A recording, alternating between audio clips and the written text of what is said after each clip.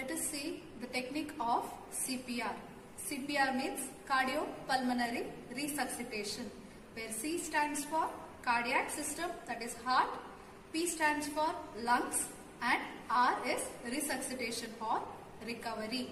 CPR is defined as it is a method of basic life support to make the heart and lung function, that is sustain the function of the heart and lungs in case of if there is any respiratory arrest, cardiac arrest, or in case of drowning or inhalation of poisonous smoke. Let us see how CPR is done. Usually CPR is done to maintain a heart and lung function until the medical treatment arrives. So what can be done is, if you find a person who is lying unconscious in a place where there are no help, so in that condition we can just follow Dr. ABC, that is DRABC. That if you see a person in a strange place, that means D stands for danger. A person is lying unconscious, there is a danger to a person.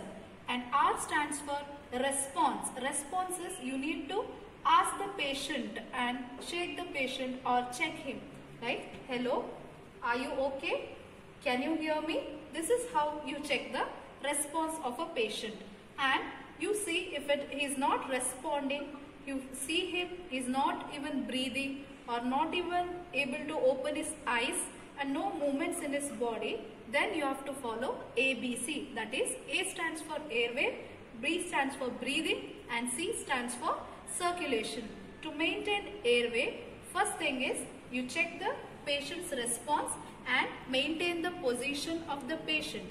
So once you check the response of the patient, if he is not responding, he is not breathing, you can see even he is not taking any gasp of air, so it should not take more time to check the response of the patient. So you can see the response and check for the pulsation. Okay, so after you check for the response, you can see you have to expose the neck and take a 2 finger on the lateral side of the neck. You can see a carotid pulsation. It should not take more than 10 seconds to feel for the pulses. Okay, so if the pulse is feeble or weak, then you have to maintain the airway of the patient. Airway is always maintained by 3 techniques, that is head tilt, chin lift, and jaw thrust. This is how you maintain the airway of the patient. When you tilt the neck, the airway which is obstructed will be cleared. Head tilt, chin lift, and jaw thrust, which makes the airway to open. This is how you maintain the airway. And next, checking for breathing, you can just see the chest rise. Okay, if the person is breathing or partially conscious, slightly there will be a chest movement, or when they inhale and exhale, there will be chest rise, and you can check the breathing this way. If he is not breathing, then next is maintaining the breathing by mouth to mouth respiration. Okay, then the compression. So now it is said that starting with the compression first will rescue the patient soon, then start giving with the airway. So always circulation is maintained by cardiac compression or chest compression. So exposing the chest of the patient, usually compression is given over the sternum, that is chest bone.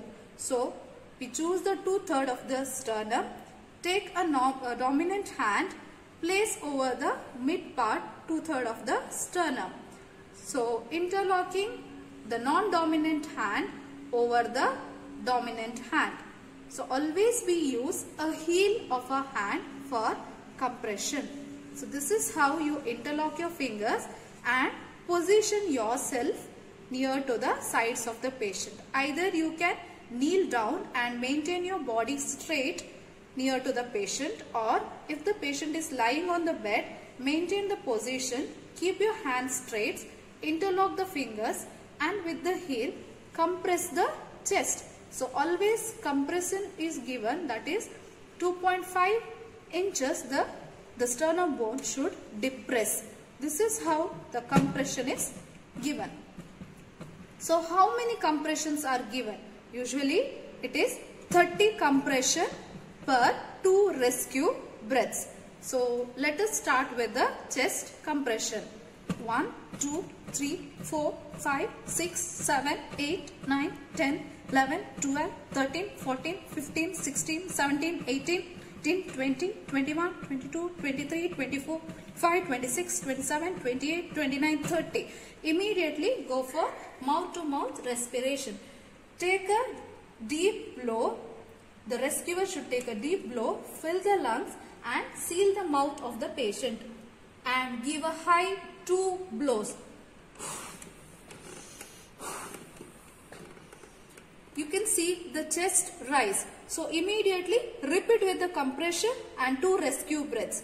If there is one rescuer, he have to follow 30 compression and 2 rescue breaths. So this should be 100 to 120 compressions per minute. If there are 2 rescuer, it should be 15:2. That means 15 compression plus 2 rescue breaths. So this is how we do CPR. So CPR can be continued till the person himself or the patient is rescued, he is able to breathe by himself. If you see any response, you can stop with the compressions or CPR or until the ambulance or the medical treatment arrives or till the person who is a rescuer gets exhausted. One more method of CPR, you can use the mouth shield to cover the patient's mouth so that you can prevent any infections, or if you see any bleedings over the patient's mouth, you can maintain a safety between the victim and the rescuer. So this is a mouth shield which is used during CPR. Thank you.